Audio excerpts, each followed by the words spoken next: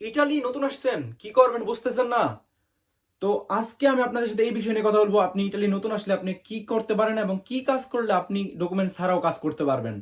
তো hello viewers, আসসালামু আলাইকুম। আমি আপনাদের সাথে আছি মারুফ এবং আপনারা দেখতেছেন মারুফ ভাই ব্লগ চ্যানেলটি। সো ভিউয়ার্স, আমরা অনেক বাংলাদেশি প্রবাসী ভাইরা আছে আমাদের। তো তারা নতুন ইতালিতে আসতেছে এবং তারা বুঝতেছে না যে কি করবে, কারণ তাদের ডকুমেন্ট নাই। তারা এখনো ইলিগেল ইটালিতে। তো ভিউয়ার্স, ডকুমেন্ট না থাকলে ইটালিতে কেউ কাজ দিতে চান, এটা আপনারা সবাই জানেন। যারা নতুন আমরা ইটালিতে আছি, সরি, আমরা যারা পুরান আছি আমরা সবাই জানি, এবং নতুনরাও এটা জানে যে ডকুমেন্ট ছাড়া তাদের কেউ কাজ দিবে না। তারপরে তারা চেষ্টা করে কাজ করার, কারণ বাংলাদেশ থেকে অনেক ঋণ টিন করে ইটালিতে অনেক কষ্টে, মানে স্বপ্নের দেশ ইটালিতে আসছে। সো ভিউয়ার্স, আমরা কি করতে পারি যে আমাদের ডকুমেন্ট নিয়ে আমরা কি কি কাজ করতে পারি আজাইরা বসে না থেকে? তো ভিউয়ার্স, আমি আপনাদের কিছু পরামর্শ দিতে চাই। আপনারা যদি আমার থেকে বেশি জানেন আলহামদুলিল্লাহ, তারপরে যারা নতুন আছেন তাদের জন্য আমার এই পরামর্শগুলো। সো ভিউয়ার্স, আপনারা ইটালি যারা নতুন আসতেছেন তাদের জন্য এই কথাগুলো। তো ইটালি যারা নতুন আসতেছেন, আপনারা প্রথমে কি করতে পারেন? তো অনেকে আপনি দেখবেন যারা পুরান বাঙালি আছে বা নতুন বাঙালি আছে, তারা কিন্তু আপনার ইটালিতে রেস্টুরেন্টে গিয়ে কিন্তু তারা ফুল বিক্রি করে।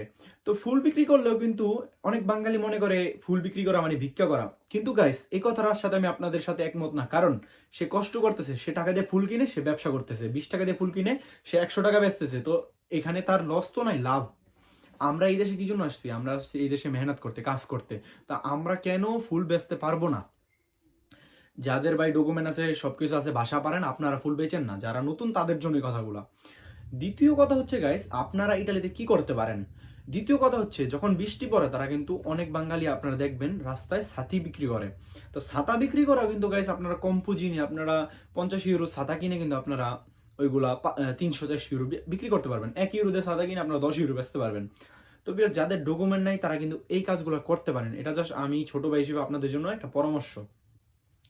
তারপরে তৃতীয় যে কাজটা আছে ইটালিতে আপনারা ডকুমেন্টস ছাড়া করতে পারেন, সেটা হলো যদি কোনো বাঙালি দোকান থাকে, তাদের হেল্প লাগবে, তাদের সাথে আপনারা আলিমেন্টারি দোকানগুলোতে যে কথা বলতে পারেন। অবশ্যই অবশ্যই তারা আপনাদেরকে কাজে নিবে। তাদের দরকার হইব ধরেন 2-3 ঘন্টার জন্য মাল আনার জন্য মার্কেট থেকে, তারা আপনারে 10 ইউরো দিয়ে দেবে। 10 ইউরো আপনার বাংলা টাকার 1500 টাকা হিসেবে, এখন হিসেব করলে। তো আপনার যা আসবে ভাই ওইটাই লাভ। আপনি হাজারা বসে আনা থেকে আপনার যা আসবে সেটাই লাভ। তো ভিউয়ার্স, আপনারা আশা করি বুঝতে পারছেন আমি কি বলতে চাইতেছি।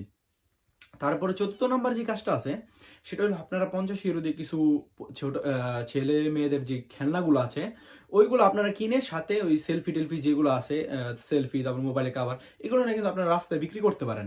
এগুলো যদি আপনারা বিক্রি করেন তাও কিন্তু আপনাদের ভালো একটা অ্যামাউন্ট আসবে, আপনাদের লাভ আসবে, এখানে লস নাই। সো ভিউয়ার্স, আশা করি আপনারা বুঝতে পারছেন। যারা ইটালিতে নতুন, শুধুমাত্র তাদের জন্য ভিডিওটি ছিল। সো আমার ভিডিও যদি কোনো ভুল হয়ে থাকে অবশ্যই ক্ষমার দৃষ্টিতে দেখবেন, এবং যদি চ্যানেলে নতুন হন অবশ্যই চ্যানেলটি সাবস্ক্রাইব করবেন, এবং ভিডিওটি ভালো লাগলে যদি একটু আপনি উপকৃত হন অবশ্যই বন্ধুদের সাথে শেয়ার করবেন। সো ভিউয়ার্স, সবাই ভালো থাকবেন, সুস্থ থাকবেন এবং দেখতে থাকবেন মারুফ ভাই ব্লগ চ্যানেলটি। এবং নেক্সটে যদি এরকম টাইপের ভিডিও চান অবশ্যই চ্যানেলটি আবারও বলতেছি সাবস্ক্রাইব করবেন, এবং ফেসবুক পেজটি ফলো দিয়ে সাথে থাকবেন। তো সবাই ভালো থাকেন, সুস্থ থাকেন এই কামনা করি। আসসালামু আলাইকুম, আল্লাহ হাফেজ। নেক্সট কোনো ভিডিওতে দেখা হবে। Take care.